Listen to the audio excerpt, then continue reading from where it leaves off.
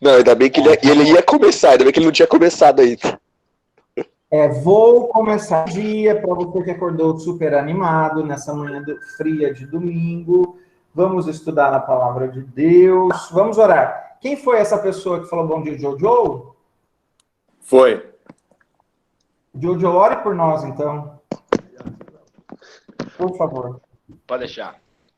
Senhor Deus, muito obrigado por esse dia, muito obrigado por essa semana que a gente pode ter, Pai. A gente pede por esse domingo, Pai, que essa aula possa ser boa, Pai, que a gente possa estar aprendendo, que o Senhor realmente possa estar ensinando a gente, Deus. Por favor, enche a gente sempre de sabedoria provinda de Ti, Pai, de todo conhecimento, realmente enche a gente de discernimento, Pai. Cuida da gente, cuida da semana de cada um, que a gente possa estar com saúde, realmente firmes, enfrentando tudo isso, Pai. Obrigado pelo tempo de ontem que a gente teve, e é isso que eu te peço, meu Deus. Em nome de Jesus, amém. Amém, amém. Bom, pessoal, hoje a gente vai falar sobre a conduta do ministro.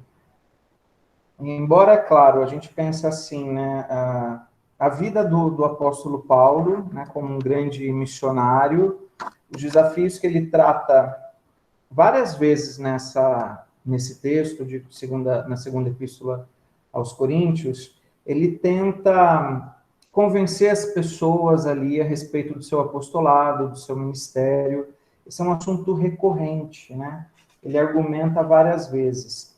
Então, ainda que em alguns aspectos o texto de hoje ele possa parecer muito específico, né? Mas eu não sou ministro, eu não sou pastor, eu não sou missionário. Isso se aplica de uma certa maneira a todos aqueles que servem a Deus, né? Então, acho que de fato há esse direcionamento porque ele está defendendo o ministério dele, né? Ali no contexto. Mas todos aqueles que servem a Deus devem aprender com o texto, obviamente, enxergar até as lutas que a gente enfrenta, e até mesmo aquilo que a palavra de Deus fala várias vezes, né? O sofrer por causa de Cristo, isso deve ser motivo de honra, deve ser motivo de alegria, né? Então, a gente enxergar que a nossa vida de serviço a Deus, seja eu como pastor, seja alguém como missionário, sejam vocês nas diversas funções que exercem dentro da igreja, no reino de Deus, a gente vai enfrentar algumas lutas, algumas dificuldades, algumas perseguições, né? Então, essa palavra, ela vem nesse sentido.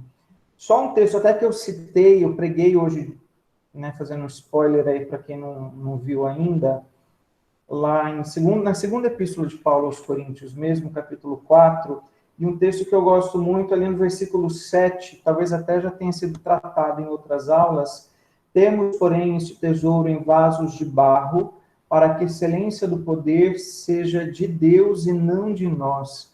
Acho muito bonito isso, né? Paulo vem argumentando que resplandeceu a luz no coração dele, iluminando, né, para o conhecimento, para a glória de Deus, e ele se enxerga como esse vaso de barro, né, alguém moldado por Deus, e dentro desse vaso de barro, esse tesouro maravilhoso, né, do Evangelho, que era a palavra que ele compartilhava. E ele deixa bem claro, olha, ele era um tesouro, ele era um vaso de barro, havia um tesouro muito precioso guardado dentro desse vaso, que era o Evangelho, a partir da iluminação do Espírito Santo, mas para que a excelência fosse sempre de Deus e não dele, não nossa. Então é a consciência que a gente precisa ter quando a gente tem esse chamado, né, para servir a Deus, e todos nós servimos a Deus, né? Alguns, assim, funções diferentes, cargos diferentes, posições diferentes, mas todos nós somos servos. O pastor é servo, o missionário é servo, a liderança da mocidade é serva, o diácono é servo, o presbítero é servo. E quando a gente se enxerga dessa forma, quando a gente se percebe assim, a gente deve ter essa consciência: eu sou só um vaso de barro nas mãos do oleiro. A excelência, né, do poder é de Deus, o poder é dele, a glória é dele, a história é dele. Eu sou só um mero instrumento que, pela graça de Deus, Ele tem usado cada um de nós e a gente deve agradecer a Deus por isso, a gente deve enxergar as responsabilidades que envolvem, ele vai falar sobre isso no texto de hoje, as responsabilidades do nosso ministério, da nossa vida, da nossa conduta, e ao mesmo tempo o privilégio também, que é poder viver aí para Deus nesse sentido. Eu trouxe essa imagem aqui, uma imagem que faz alusão ali ao Coliseu, em Roma, e a perseguição dos cristãos, né? Porque a nossa lição, ele aborda um pouco isso, né? A gente sabe que, por exemplo, Paulo morreu dentro de uma prisão. Você tem Pedro, que diz a tradição cristã que ele morreu crucificado e até mesmo de cabeça para baixo, porque ele era indigno, ele se considerava indigno de morrer exatamente da mesma forma que Cristo, o seu Senhor. Ele se via tão distante nesse sentido. Eu não sou nem digno de morrer crucificado como o meu Senhor. E a gente tem tantas outras situações de morte de cristãos, de pessoas que foram realmente perseguidas. A gente tem o primeiro mártir da história ali em Atos, que foi Estevão, que morreu apedrejado, defendendo a sua fé. E lá, quase prestes a morrer, antes de entregar o Espírito a Deus, né, como a palavra nos diz, ele clama para que Deus perdoasse aquelas pessoas que estavam fazendo isso por ele, né, dando ali não só o testemunho do evangelho que ele estava anunciando, enquanto ali depois foi apedrejado, né, mas também até o testemunho de um coração tão disposto, tão moldado por Deus, porque ao invés de pedir fogo do céu para queimar todo aquele povo que estava apedrejando, não, Senhor, perdoa, eles não sabem o que eles estão fazendo. E aí tantas outras situações. A gente sabe que a perseguição, ela vem a partir ali da morte de Estevão, foi o primeiro mártir, e a perseguição também foi usada por Deus lá em Atos para que o evangelho se espalhasse, né? Então Deus usando a perseguição, as lutas, para que a igreja não deixasse de cumprir a sua missão, essa missão de levar a palavra, e essa é a nossa missão. Então, eu sei que, eventualmente, a gente fala, né, você já sofreu algum tipo de perseguição por ser cristão, algum tipo de luta, né, já passou por alguma dificuldade nesse sentido? Geralmente, né, e até pela liberdade religiosa que a gente tem, pela própria questão do respeito em relação a isso, que pelo menos minimamente acontece aqui no nosso país, você pode ser zombado por causa da sua fé, você pode ser zombado porque, de repente, o seu, fora desse contexto de pandemia, né, mas o seu contexto de final de semana é um contexto de você está servindo a Deus na igreja. É o que você fez para se divertir no sábado. Você foi encontrar a galera da igreja, você prestou um culto, você fez uma reunião de oração, você foi cantar no hospital, você foi jogar uma bola com seus amigos da igreja.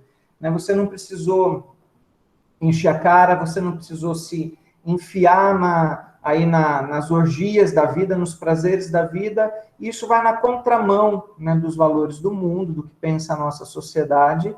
E às vezes a gente é zombado por isso. E mesmo que isso, de alguma maneira, nos entristeça, né? Puxa, o fato de ser zombado deve ser motivo de alegria. Sofrer por causa de Cristo é motivo de alegria. Né? Mas que a gente se sinta incomodado, chateado. Primeiro a gente tem que saber que é assim mesmo que funciona. Né? O mundo, a mensagem da cruz, ela é loucura para aqueles que se perdem, mas ela é o poder de Deus para aqueles que se salvam, né? Então a gente não pode esperar muita coisa diferente, mas ao mesmo tempo é tão pouco perto de alguém que, por exemplo, como Estevão foi apedrejado por conta da sua fé, Paulo preso, açoitado várias vezes, Pedro morrendo crucificado e tantos outros. E as notícias que chegam até nós hoje em dia de cristãos perseguidos, executados aí do outro lado do mundo. Então, de alguma maneira, parece que isso tem sido mais comum, ou pelo menos a divulgação disso se torna mais comum, o que deve fazer a gente refletir, né? Até que ponto nós estamos firmes na nossa fé. A gente passou recentemente aí pelo domingo da Igreja Perseguida, a gente viu a realidade do mundo muçulmano, quando alguém se converte lá, praticamente é abandonado, expulso de casa, abandonado pela família e jurado de morte, enfim. Então, a gente não sabe o que é isso. Então, mesmo que eventualmente alguém tenha caçoado, zombado da nossa fé, não é de longe uma perseguição de fato, né? Então, a gente deve refletir sobre isso. Estou trazendo a mesma imagem, né, que eu trouxe e o mesmo versículo lá do começo, né, da nossa primeira aula, acho que foi a primeira aula, pelo menos a que eu dei, só para resgatar esse texto. Paula Cimarelli, leia para a gente aí, por favor. Pastor, qual? 6? Não está aí no 2 Coríntios? Não está no PowerPoint aí? Opa, agora apareceu. Leio. Posso ler direto daqui? Claro. Paulo, apóstolo de Cristo Jesus, pela vontade de Deus, e o irmão Timóteo, à igreja de Deus que está em Corinto, e a todos os santos em toda a Acaia.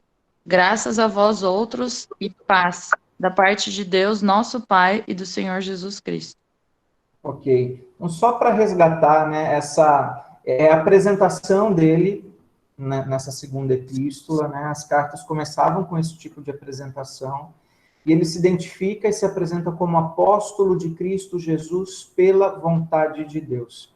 Primeira consciência que ele tinha. E é por isso que, mesmo sendo tão confrontado, às vezes, em relação a isso, ele resgata sempre essa ideia. Eu não estou aqui porque eu quero, eu não estou aqui por vontade própria, né? Eu não estou aqui porque eu tomei a iniciativa, não, eu estou aqui porque eu sou um apóstolo de Cristo Jesus pela vontade de Deus.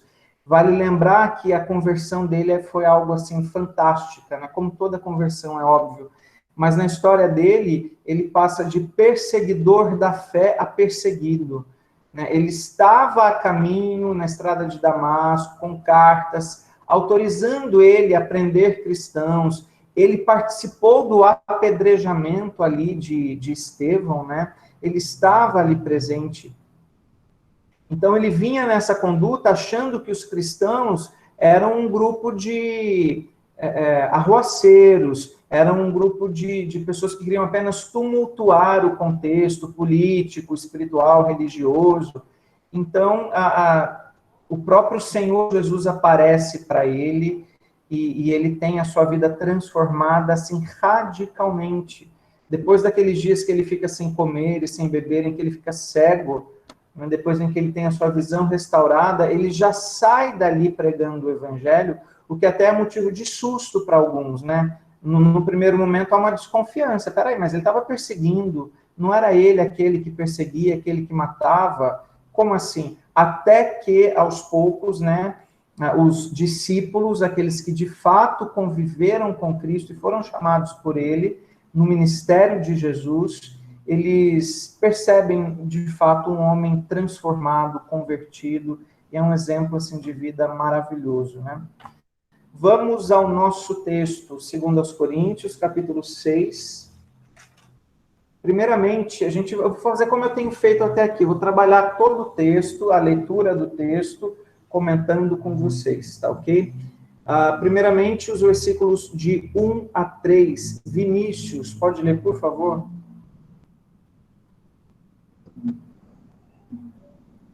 E nós,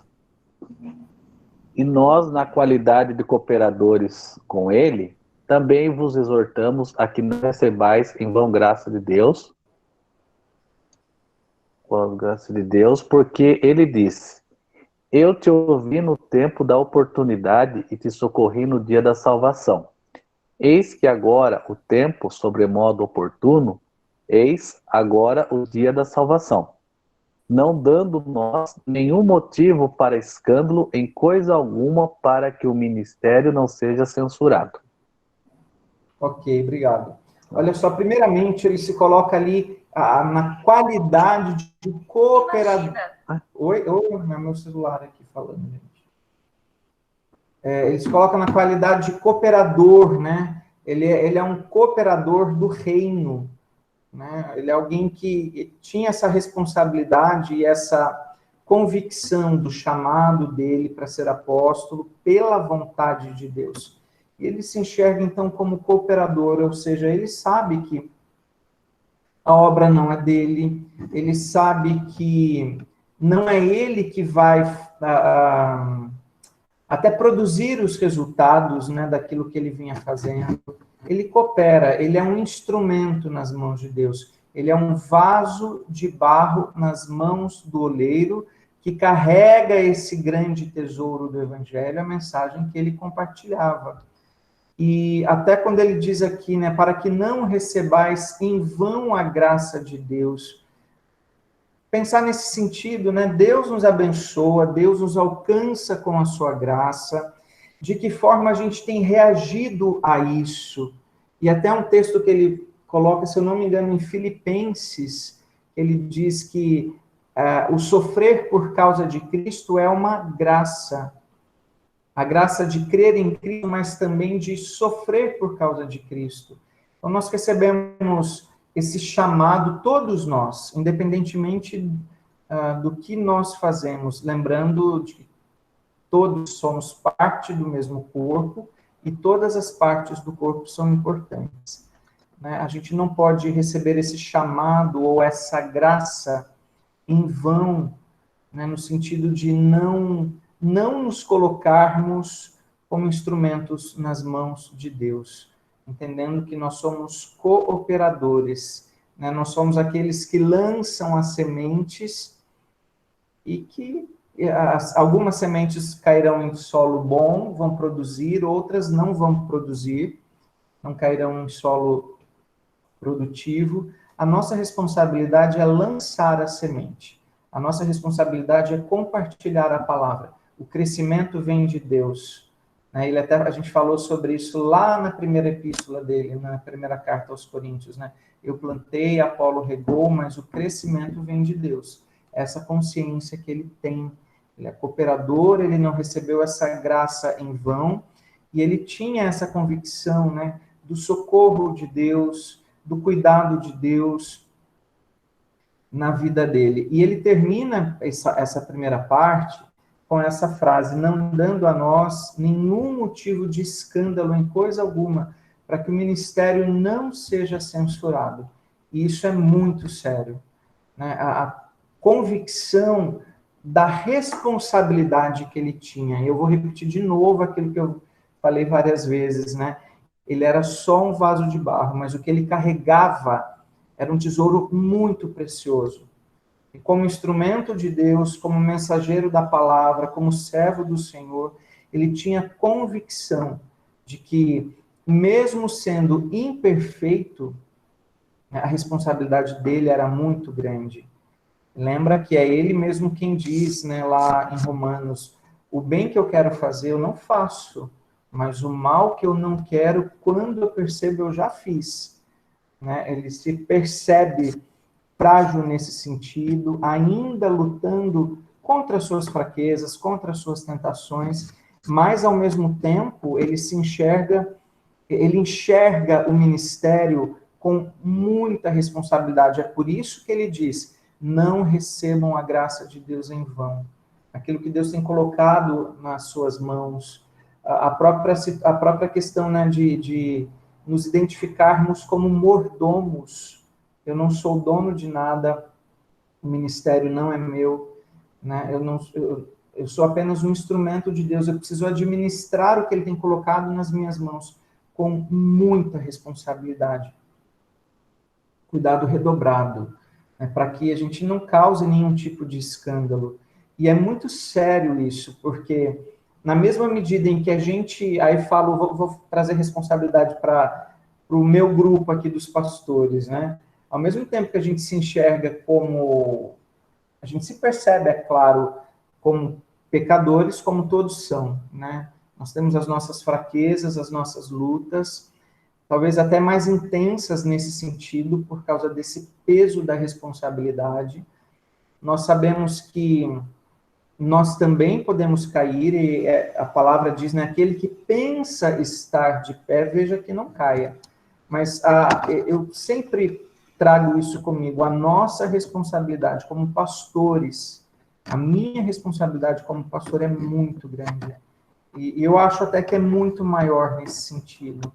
Né? Eu sei que a igreja, às vezes, comete alguns equívocos no sentido de idolatrar os pastores, idolatrar os seus líderes, achando que os pastores não erram, achando que a gente está acima do bem e do mal, e não é assim. Né? Aí também é uma contrapartida errada, é uma reação errada, um exagero de um olhar. Não, nós também somos pecadores, nós também precisamos, como eu falei ontem, né, confessar e abandonar os nossos pecados, mas é inevitável que o peso dessa responsabilidade sobre nós é muito grande. E é o que Paulo fala, né? O peso da responsabilidade sobre ele, Paulo, missionário, era muito grande. A gente não pode ser incoerente, né? E é muito difícil, né, você subir no púlpito para pregar a palavra de Deus, entendendo isso, né? A sua responsabilidade como mensageiro, como proclamador da palavra, ao mesmo tempo se percebendo fraco e totalmente dependente da graça de Deus. Então, é nesse sentido, né? A gente caminha desse jeito. E é claro, aí é importante que vocês enxerguem isso dentro do ministério de cada um de vocês também.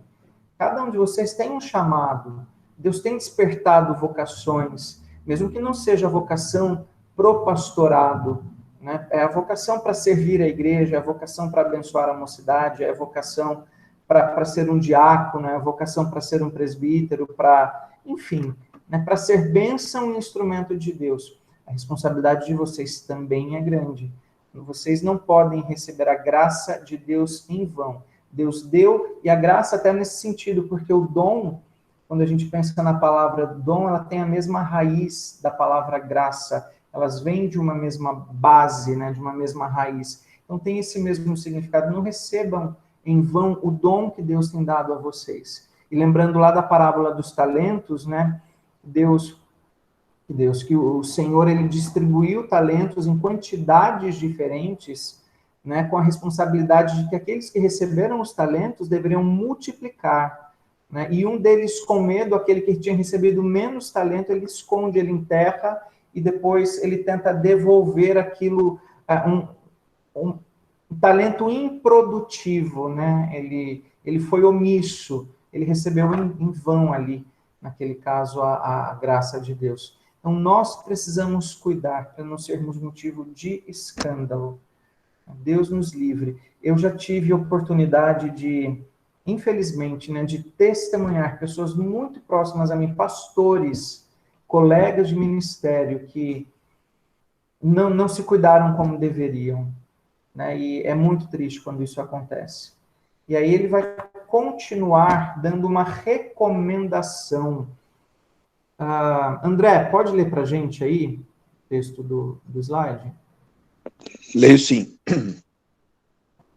Peraí que não está aparecendo para mim aqui, peraí. Aí, agora foi. Recomendação. Pelo contrário, em tudo recomendando-nos a nós mesmos como ministros de Deus, na muita paciência. 2 Coríntios 6,4. Persistência. Produzir sob duro labor, sobreviver ao impacto da batalha, permanecer imperturbável diante da morte. Ok.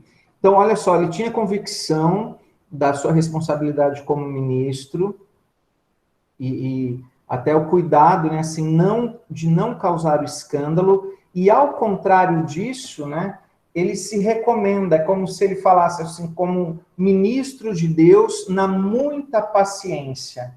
E ele usa essa expressão, e aí eu creio que a gente, como servos, todos nós, né, como nós precisamos exercitar essa paciência no nosso serviço. Eu, como pastor, preciso exercitar paciência.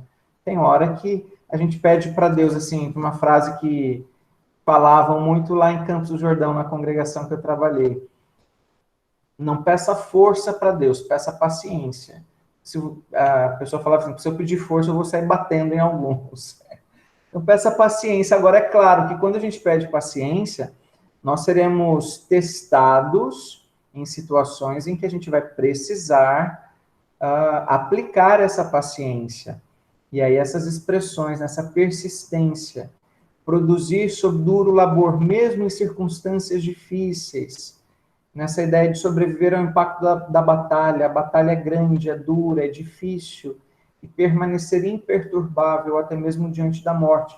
Lembra que quem está escrevendo isso, quem está dando esse recado, quem está dando essa recomendação, é alguém que enfrentou, assim, muitas lutas, e a continuação do texto vai falar sobre isso.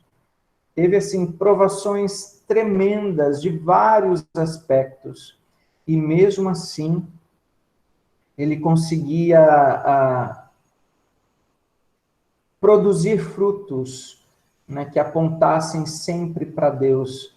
Ele conseguia florescer aonde Deus o havia plantado, em meio até aos espinhos, às pedras, aos desertos.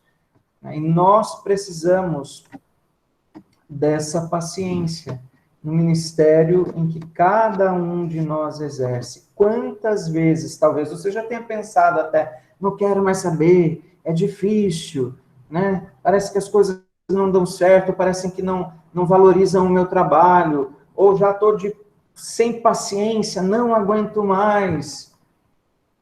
De repente, né, a gente precisa sempre fazer esse exercício, né, de reflexão, de avaliação, se nós estamos realmente nos exercitando dessa maneira, e até mesmo se a gente poderia se recomendar, né? Olha, vamos lá, estou aqui, vamos servir a Deus junto, vamos exercitar essa paciência, vamos atravessar essa fase difícil, vamos vencer os obstáculos, vamos superar as dificuldades e vamos continuar servindo a Deus. E vamos continuar nos colocando como instrumentos nas mãos dele. E vamos continuar pedindo para que ele nos abençoe cada vez mais, para que ele nos capacite, para que ele nos encoraje, a fim de que a gente não abandone o barco, né? É tão triste quando a gente vê, de repente, pessoas abandonando o barco, assim, da igreja nesse sentido, do serviço, porque desistiram, porque se cansaram, porque perderam a paciência, talvez estavam até com o foco errado, né? E ele vai falar das lutas, e ali ele cita, né, várias possibilidades, né, várias situações em que ele mesmo já havia enfrentado e que não devem servir de motivo para que a gente desista da obra, para que a gente desista de servir ao Senhor, para que a gente desista de nos considerarmos, né, como servos e abandonemos aí, mesmo em meio às tempestades que a gente enfrenta. A gente não pode ser ingênuo, a gente não pode ser imaturo, né, em nenhum aspecto da vida, né, em nenhum aspecto. A vida não é fácil, né? Eu costumo dizer que, assim, quando a gente vai saindo da infância, entrando na pré-adolescência, adolescência, e quando a gente chega à juventude, já mais maduro, a gente começa a perceber o mundo de faz de conta não existe, a vida não é só brincadeira, exige muita responsabilidade, muito esforço, muita dedicação. A gente vai percebendo que isso vai se tornando difícil, até a maneira como a gente vai aprendendo, né? A gente, na infância, né, nesse mundo do faz de conta, das brincadeiras, embora as crianças já percebam isso, mas é diferente, né? E aí, de repente, você vai avançando na sua vida de estudante, por exemplo. Vamos usar esse exemplo, né? Você vai percebendo, as coisas vão ficando mais difíceis, mais complicadas. Aí você entra numa faculdade, isso se dificulta ainda mais. Aí, para alguns, né, eu fiz isso, não sei qual foi o seu contexto, mas eu trabalhava durante o dia para pagar minha faculdade à noite. Eu chegava, assim, morrendo de cansaço na faculdade, tinha que estar concentrado, tinha que estar disposto no outro dia, acordando cedo para trabalhar, e de repente, uau, como a vida vai se tornando, né, com tantas responsabilidades assim, e as outras fases que vêm depois, né? E ele cita, então, nesses 2 versículos, algumas possibilidades aí de lutas. Quem pode ler para a gente? Agora eu não me lembro quem mais está aí na aula.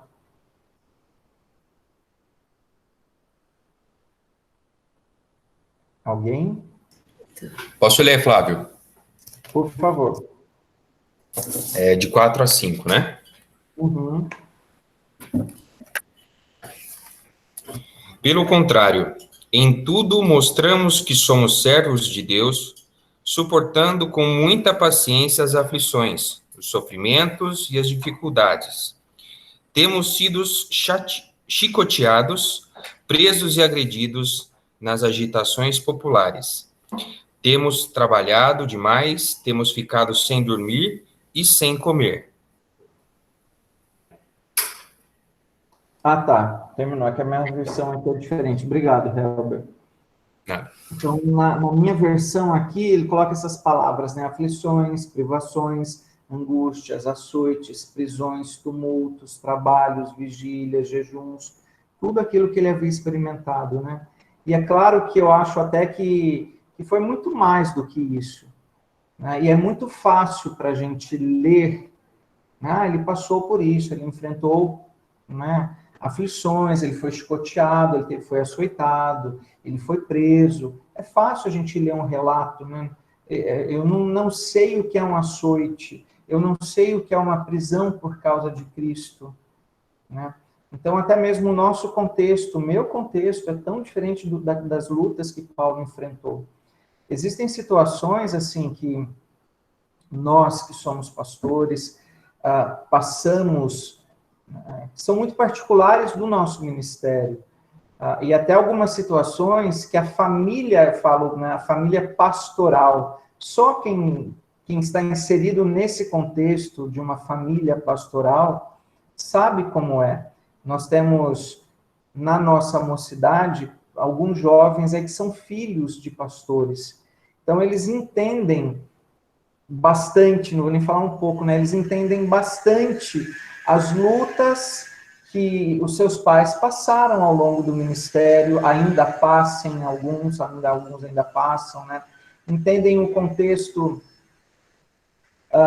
do olhar que às vezes é diferente. O filho do pastor, a esposa do pastor, o pastor, o peso que é colocado sobre a gente. Então, algumas particularidades a gente mesmo só vivendo. É claro que isso se aplica à vida de uma forma geral. A luta que você já enfrentou no seu contexto e que eu não enfrentei, só você mesmo para saber, né? Mas na mesma medida em que eu também enxergo, assim, de novo, como deve ser diferente o contexto de um missionário, um contexto diferente do pastor da igreja local, né? A gente está fazendo aí a campanha, aproveitando, né, o tema, a campanha Adote o Missionário. Nós temos insistido nisso, para que a mocidade se envolva com o valor que ela puder ajudar, para que a gente participe minimamente, contribuindo com aquilo que a gente pode, do sustento de um missionário, né? Os missionários da Junta de Missões Nacionais aqui no Brasil, né, obviamente, eles são sustentados pela Junta, pela Igreja Presbiteriana do Brasil. Os missionários da APMT, Agência Presbiteriana de Missões Transculturais, a grande maioria do seu sustento, eles têm que levantar. Por isso que a gente está fazendo essa campanha, porque eles praticamente sobrevivem dessas campanhas que são feitas, dos recursos que vêm de várias igrejas. E até pensa nisso, né? No meio dessa pandemia, dessa crise que a gente está vivendo, eles recebem em dólar, alguns recebem em euro, e o valor absurdo do dólar que está, aquilo que a gente arrecada aqui, chega tão diminuído, né? Tão proporcionalmente diminuído para ele lá. E muitos deles têm relatado assim, que eles tiveram que se adaptar a uma redução dessa ajuda e dessa oferta a mais da metade, para poder continuar sobrevivendo, considerando todo esse contexto. Então, na mesma medida que o ministério pastoral, nós enfrentamos algumas lutas particulares, os missionários enfrentam as suas lutas particulares. E aí você, como servo de Deus, como instrumento de Deus, a gente olha, e eu falo isso, eu vejo uma lista como essa, eu falo, meu Deus, é até vergonhoso, né? Às vezes que eu reclamei das lutas que eu, como pastor, enfrentei, né? das situações complicadas, e aí eu vejo, poxa,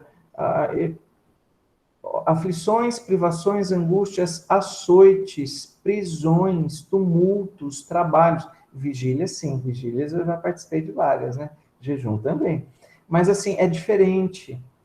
Então, a gente deve olhar para esse exemplo e perceber, assim, o grande privilégio que é nós podermos servir a Deus. É um privilégio Ele ter nos chamado, Ele ter nos tirado do império das trevas, Ele ter nos dado vida quando nós ainda estávamos mortos dos nossos delitos e pecados. É um privilégio, né, a gente ter a oportunidade de proclamar a palavra de Deus, de poder consolar alguém, de poder ser luz na vida de alguém. Envolve muita responsabilidade, um grande privilégio e uma grande responsabilidade.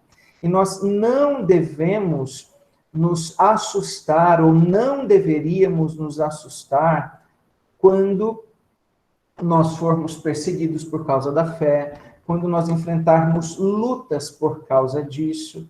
E era ali, então, o contexto dele. Eu me lembro, há uns anos atrás, eu estava lá em São Paulo, e eu acho que talvez vocês devam ter acompanhado também, 2 missionários, um casal de missionários, trabalhavam no Oriente Médio, eu não me lembro a região. O pastor José Reinaldo, se eu não me engano, e a Zeneide, eles foram presos. Ficaram um tempo presos, isso agora, em 2013, 14, por aí. Ficaram um tempo presos, e aí a PMT tentando intermediar a soltura deles, enfim.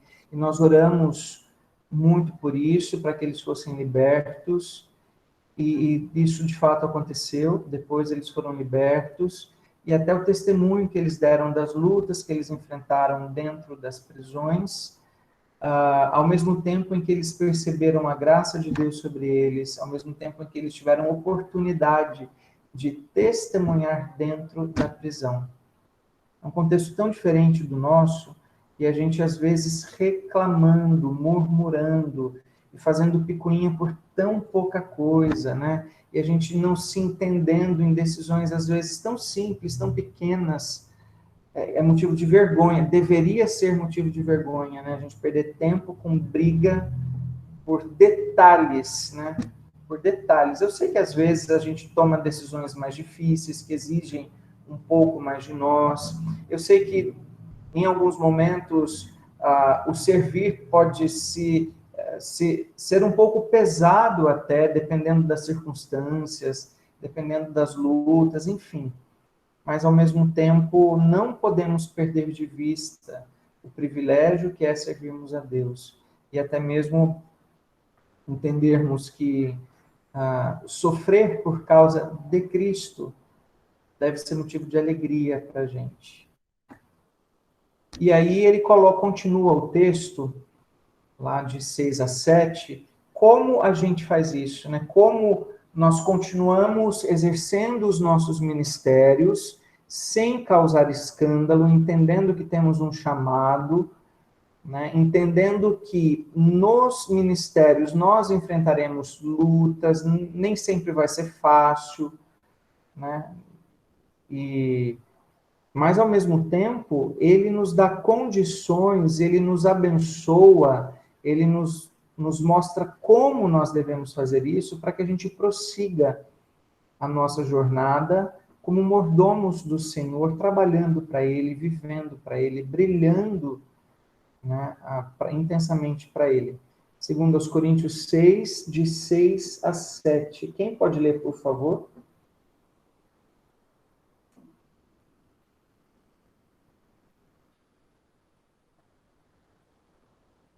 Alguém aí? Eu posso, Todo pastor. mundo. Aí, boa. Eu já li. Vou ficar quieta. Vamos lá. 2 Coríntios 6, 6 e 7. Na pureza, no saber, na longanimidade, na bondade, no Espírito Santo, no amor não fingido, na palavra da verdade, no poder de Deus, pelas armas da justiça, quer ofensivas, quer defensivas. Ok, depois a gente continua. Obrigado. É o Geru? Isso, eu mesmo, pastor. Já por aí, Jerusalém. Que bom. Que bom, é isso aí. Então, como a gente faz isso, né? Primeiro, a gente vê algumas virtudes aqui que são produzidas pelo Espírito Santo. A gente pensa no fruto do Espírito, lá em Gálatas, né? Aquilo que o Espírito Santo produz em nós. E é óbvio, quanto mais a gente alimenta o nosso espírito com a palavra de Deus,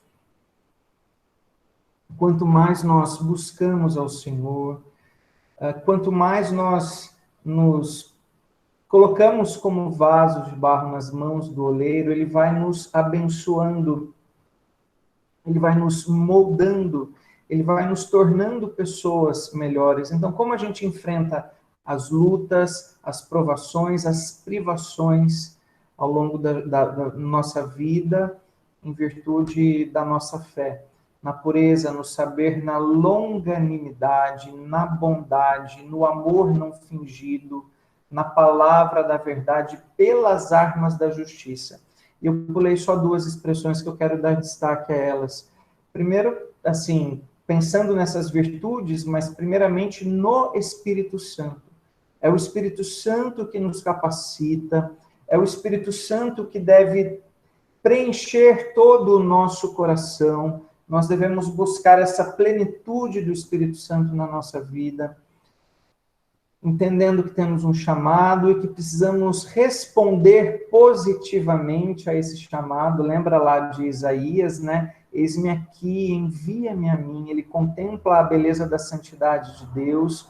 Ele tem consciência de que ele era indigno de poder ter visto aquilo, né? Ai de mim, eu estou perdido, porque os meus olhos viram, né? Eu não poderia ter contemplado isso, mas ao mesmo tempo ele é tocado ali com aquela brasa viva, ele é purificado, e a resposta dele a isso é uma resposta de aceitação ao chamado. Eis-me aqui, envia-me a mim. E essa deveria ser a nossa resposta ao Senhor, independentemente de qual seja o seu papel, independentemente de qual seja a sua função, mas pensando nas oportunidades que aparecem.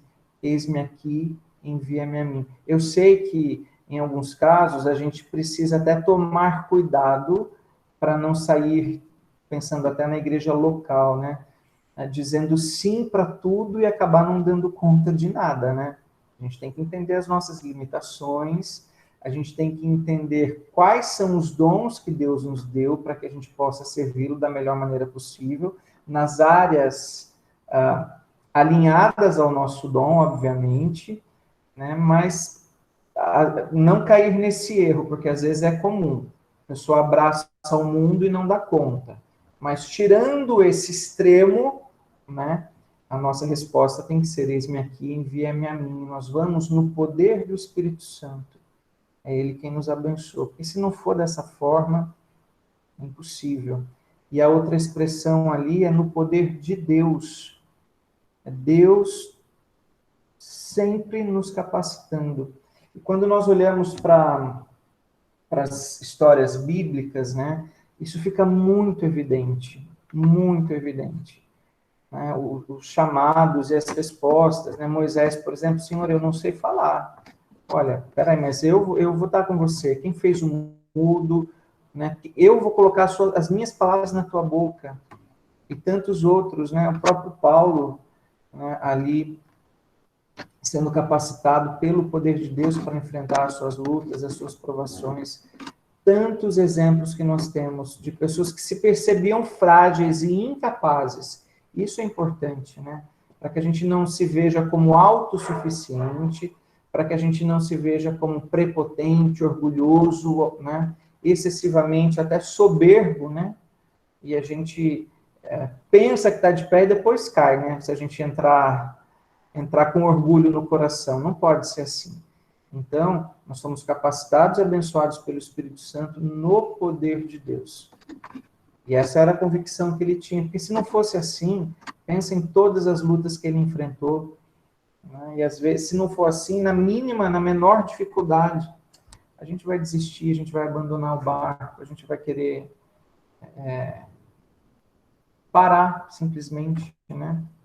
Ele continua aqui, de 8 a 9 agora, quem pode ler, por favor? Por honra e por desonra, por infâmia e por boa fama, como enganadores sendo verdadeiros, como desconhecidos, e entretanto bem como conhecidos, como se estivéssemos morrendo, e contudo eis que vivemos como castigados, porém não mortos. Olha só, né? Então, ele se percebia, né? Ou ele via que deveria continuar exercendo o seu ministério, honrado ou não, né? Sendo aplaudido ou não, sendo acusado de ser enganador, mas sendo verdadeiro, até mesmo se passando por um desconhecido, mas na realidade conhecido por aquele que o havia chamado e enviado, e pensando em todo o seu contexto, como se até as lutas que ele enfrentou, chegando perto da morte, algumas foram tão intensas a esse ponto, como castigados, açoitado, chicoteado, mas não morto, né? Apesar de todas as circunstâncias difíceis, e de novo, né, como é difícil, como é diferente o nosso contexto, né, assim, difícil a gente perceber que a gente reclama por tão pouco, a gente murmura por tão pouco, a gente se desanima por tão pouco, e aí você olha a história de um homem como esse e fala, uau, estou tão distante de tudo aquilo que ele viveu. Deus, me capacita, me abençoa com teu Santo Espírito, com o poder que vem do Senhor, para que eu te sirva da melhor maneira possível, para que eu honre ao Senhor com o meu serviço, para que eu honre ao Senhor com as minhas escolhas, para que eu honre ao Senhor com a administração do meu tempo, para que eu honre ao Senhor vivendo inteiramente para ti. Esse não é um privilégio apenas de um pastor que se dedica integralmente ao ministério, esse não é um privilégio de um missionário que se dedica integralmente ao ministério. Porque mesmo que você não seja um pastor ou um missionário, você deve viver integralmente para Deus. Integralmente, aonde Ele te colocou. Você tem que brilhar intensamente a luz de Jesus, superando as dificuldades e entendendo o propósito dele na sua vida. E avançando aí, coloquei essa palavra de resiliência, né? Em circunstâncias difíceis, a nossa reação sendo uma reação proativa, a nossa reação sendo uma reação de confiança em Deus. É aquilo que a frase é quase que um chavão, mas que é toda verdadeira, né? Deus não chama os capacitados, mas Ele capacita os escolhidos, né? E é Ele quem nos capacita. E ele termina, então, esse pensamento dizendo: entristecidos, mas sempre alegres, pobres, mas enriquecendo a muitos, nada tendo, mas possuindo tudo. Olha a conclusão do pensamento dele, para falar aí mais uma vez a respeito do chamado e do ministério que ele exercia. Significa, então, que enfrentando lutas, açoites, prisões, ele nunca se entristeceu. Não, ele coloca aqui entristecidos, mas sempre alegres. Lembrando que a alegria que vem do Senhor, e ele fala sobre isso, né, alegrai-vos no Senhor em Filipenses, que é até a temática ali daquela carta, é a carta da alegria, e ele escreve falando sobre a alegria, isso é tão precioso. Ele escreve falando sobre a alegria preso. Ele não escreve chorando, de tristeza. Ele não escreve se lamentando, ainda que ele tenha, eventualmente, tido algum momento de tristeza ali. Mas apesar das circunstâncias, apesar da prisão, apesar das dores que o seu corpo sentia, dores físicas por causa dos açoites, a alegria dele estava firmada em Deus. E a gente sempre diz isso. A nossa alegria, ela não é firmada nas circunstâncias. A gente precisa parar de ser guiado pelos nossos olhos, né? Ou pelo menos por esses, né? Nós precisamos ser guiados pelos olhos da fé, contemplando pela fé aquilo que Deus tem proposto para cada um de nós. Então, mesmo que eventualmente eu fique chateado com algumas situações ao longo do meu ministério, já fiquei muito chateado, já fiquei muito triste com várias coisas que aconteceram, que não foram coisas até que eu provoquei, causadas assim por mim, né? Mas lá no fundo, aquela alegria, Senhor, eu estou aqui, eu sou servo teu, me capacita, me abençoa, me ajuda a atravessar por essa circunstância difícil. Pobres, mas enriquecendo a muitos. Quando a gente pensa até, ele não foi uma pessoa rica, né? Principalmente ali a partir do momento em que ele vai cumprir o seu ministério, né? Mas aquilo que ele tinha, o tesouro que ele tinha era tão precioso, e era esse tesouro que ele compartilhava, era a convicção do seu chamado, né? A importância de compartilhar a palavra, de ser usado como instrumento para que outras pessoas, principalmente no caso dele, né? Eles colocam como missionário aos gentios, aqueles que não faziam parte ali do primeiro momento da família de Deus, do povo de Deus, para que outros tivessem os seus olhos abertos pela graça, pelo evangelho, para que fossem alcançados pela pregação da palavra, nada tendo, mas possuindo tudo. De novo, essa convicção de que ele tinha o coração muito alinhado aos valores celestiais. Ele tinha um coração muito alinhado à vontade de Deus, aquilo que Deus tinha para ele. E até voltando de novo a falar de Filipenses, né, ele agradecendo aquela igreja, porque a igreja o havia abençoado, mandando os recursos necessários para que ele sobrevivesse na prisão. Então, quando ele diz pobres, mas enriquecendo, nada tendo, mas possuindo tudo, o que ele não tinha eram bens materiais, ele era pobre nesse sentido, né? Mas o que ele tinha era algo muito melhor, era muito maior, era muito mais rico, porque a riqueza dele vinha da graça de Deus, que preenchia o seu coração, que alcançava o seu coração. Então lembre-se sempre disso, cumpra o seu ministério com responsabilidade, cumpra o seu chamado com de todo o seu coração. Lembre-se disso, nós somos falhos, sim, nós não somos perfeitos, mas a nossa responsabilidade é muito grande. Como líder, a nossa responsabilidade, a minha responsabilidade como pastor é muito grande.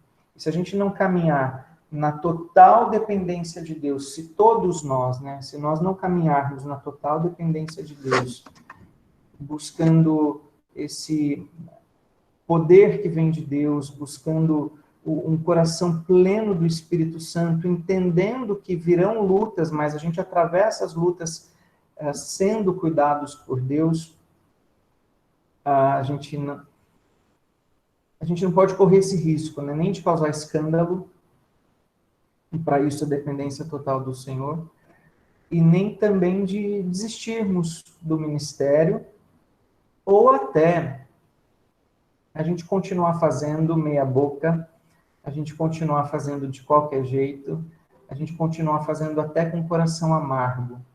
Porque aí, se a gente chegar a esse ponto, a gente está fazendo para homens e não para Deus. Porque para Deus, mesmo que venham lutas, a gente faz com alegria. A gente faz com alegria porque a gente entende o tamanho do privilégio e da graça que nos alcançou. Então é isso.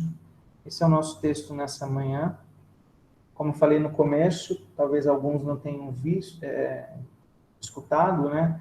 ainda que seja uma palavra específica no sentido da defesa do ministério dele, né, como apóstolo, isso se aplica a cada um de nós, porque todos nós somos servos do Senhor, em proporções diferentes, em circunstâncias diferentes, mas esse texto se aplica a cada um de nós também. Não lembra disso, né? Por honra e por desonra, por infâmia e por boa fama, como enganadores e sendo verdadeiros, como desconhecidos, entretanto bem conhecidos, como se estivéssemos morrendo, e eis que vivemos, como castigados, porém não mortos, entristecidos, mas sempre alegres, pobres, mas enriquecendo a muitos, nada tendo, mas possuindo tudo. E dessa forma persevere. Nós podemos enfrentar tempos de lutas e dúvidas, mas a nossa fé não será destruída se ela estiver firmada verdadeiramente no Senhor. A gente precisa se agarrar ao nosso Deus apesar das provações. Quando nós perseveramos dessa forma, colheremos as bênçãos de Deus. No Senhor e pelo Senhor, o seu trabalho nunca será em vão. Mesmo que a gente não perceba e não colha os frutos das sementes que nós plantamos. Às vezes acontece isso, né? A gente lança a semente e outros vão colher. Mesmo que isso aconteça, essa produção é obra de Deus. Nós somos apenas os instrumentos, os semeadores que saem lançando as sementes. Persevere, não desista, faça o seu melhor para a honra e glória de Deus. Amém. Deixa eu sair aqui, não sei se alguém quer falar alguma coisa. Pastor, eu quero. Vamos Nada lá. de novo na praça. Eu estava ouvindo tudo que você estava falando e acho que a imagem de ser um vaso, né? E de passar por tudo isso sendo um vaso, não sei, me faz muito. Acho que eu sou muito prática, assim, né? Eu quero tudo entender como é que funciona isso na prática. Como que eu posso ser só um vaso? Como que eu posso perseverar? Como que eu posso ser paciente? Como que eu posso não bater quando eu quero bater, sabe? E aí, eu me lembrei muito daquela parte de Filipenses que Paulo vai falar sobre o desenvolvimento da nossa salvação, né? E aí ele fala, porque quem efetua em vós, tanto querer como realizar, é Deus, segundo a vontade dele. E aí, de novo, tá, como? E aí, recentemente, eu estava escutando uns encontros aí de uma pessoa que eu gosto bastante, que é a Luísa Nazaré, e ela estava falando exatamente sobre isso, né? O quanto a gente se apega muito, por exemplo, às práticas espirituais, né? Então, por exemplo, a leitura da Bíblia, a meditação na palavra, tanto o estudo quanto a meditação em versículos específicos, a própria oração, o serviço e tal. E o quanto, às vezes, a gente se perde nisso, olhando como um monte de instrumento, assim, ferramenta que a gente vai usando, e porque a gente vai fazendo isso, então pronto, a gente vai ser paciente, a gente vai ser só esse vaso, né? E aí, eu achei legal porque isso, ela enfatiza bastante isso, né? Isso, na realidade, não é para ser encarado como um monte de regrinha, sabe? E exatamente porque quem desenvolve na gente não somos nós. Então, independente do nosso esforço, sabe? Se a gente pode ler a Bíblia inteira em um dia, quem tem que realizar isso é ele. E aí ela trouxe um exemplo que eu achei muito prático, assim, sabe?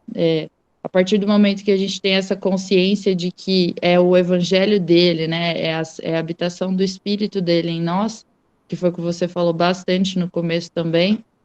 É como se a gente tivesse, quando a gente vai tirar carta, assim, a gente não tem ideia, né? Tem gente que tem mais familiaridade com carro e tal, mas tem gente que não. E aí você precisa entender o que é um carro, você precisa aprender como ele funciona, para que serve cada pedal, você precisa ler sobre as leis de trânsito, você precisa fazer tudo isso para no momento que você pegar o carro e sair na rua e você já tiver sua carta, tudo aquilo seja automático em você, né? Então, mais ou menos nessa ideia, sabe, dessas práticas, para que quando a gente precise ser paciente, quando a gente precise ser participante, né, ser coparticipante e não agir por conta própria, para que Cristo haja em nós por tudo aquilo que a gente vem alimentando ao longo do tempo. E se a gente for olhar para as práticas, o que Cristo fazia, sabe? Cristo tinha momento, ele era o próprio Deus, e ele próprio separava momentos para estar na presença de Deus, né? Então, por que ele precisava disso? Se ele fazia isso, quanto mais a gente, né? Exato. E eu acho que trazendo essa consciência, a gente é só um vaso e é ele que vai operar tudo dentro da gente. A Luísa trouxe até um exemplo que eu fiquei, gente, eu nunca pensei nisso. A gente fala, você trouxe a ideia da paciência, né, pastor? Perfeita aquela frase, vou adotar para a vida. Mas assim, ela falou, se você precisar de mais paciência, vai fazer jejum. Se você precisa de mais paciência, entra numa fila lotada, sabe? E aguenta aquilo. Porque no momento que você realmente precisar de paciência numa situação extrema, no caso que a gente trabalhou hoje, por exemplo, das perseguições, nos momentos de fraqueza que a gente tem ao longo da caminhada cristã, isso já vai ter sido desenvolvido pelo poder do próprio Espírito Santo, né? Então, acho que também trazer essa ideia do como, sabe? Esse descansar nele depende da gente se colocar diante dele para que ele opere em nós. Né? Então, acho que, enfim, E a isso. gente sempre volta na base, né? Assim, nesse exercício espiritual, nas práticas devocionais, a gente sempre volta nisso. Todos os temas que a gente trata, né, por mais diferentes que sejam, a gente sempre volta, ou pelo menos vai sempre, olha, eu preciso ler mais, eu preciso me envolver mais no meu relacionamento com Deus, eu preciso caminhar mais na dependência dele, eu preciso exercitar mais a minha vida de oração. É a nossa base, aquilo que a gente sempre fala, e de fato a gente sempre vai ter que falar, porque sem isso a gente não avança, né? Ou avança tropeçando, né? Não pode ser assim. É isso, gente. Vamos orar para encerrar a nossa aula. Rebeca, pode orar por nós, por favor? Posso. Senhor Pai, muito obrigada por mais um dia, te agradeço por mais uma EBD, te agradeço pela vida do pastor, que foi usado pelo Senhor para trazer mais uma vez a palavra a nós. Que o Senhor nos ajude, Pai, na caminhada, que mesmo em meio às dificuldades, às provações, às tentações, que o Senhor possa nos guiar, nos ajudar, porque sabemos que sozinhos nós não conseguimos, mas pela Tua graça nós somos capazes, ó Pai. Então, peço pela Tua ação nas nossas vidas, e que a nossa vida, Pai, seja luz para outras pessoas, independente da situação, independente do lugar que estivermos, ó Pai. Te peço também pelo nosso país, pela situação que estamos enfrentando, que o Senhor venha nos ajudar, nos dar sabedoria aos nossos políticos, às pessoas que têm que decidir em meio a tanta coisa, mas que o Senhor possa nos guiar, nos proteger, nos dar saúde e nos guardar em meio a tantas dificuldades que enfrentamos, Pai. Cuide de nós, cuide da nossa UMP, dos nossos jovens, e que possamos cada dia mais estar buscando e cada dia mais próximo do Senhor. Cuide do nosso dia, do nosso domingo, que seja um dia abençoado pelo Senhor. É isso que eu oro no nome de Jesus. Amém. Amém. Releiam depois com calma esse texto, capítulo 6. A gente foi hoje até o versículo 10. Releiam com calma, né? Assim, tem um momento aí especial de releitura, de devocional, com base nesse texto, que é muito especial. Deus abençoe vocês. Boa semana. Recados? Temos recados? Eu só para relembrar o pessoal, pastor, continuarem atentos aí com o Instagram, com o WhatsApp.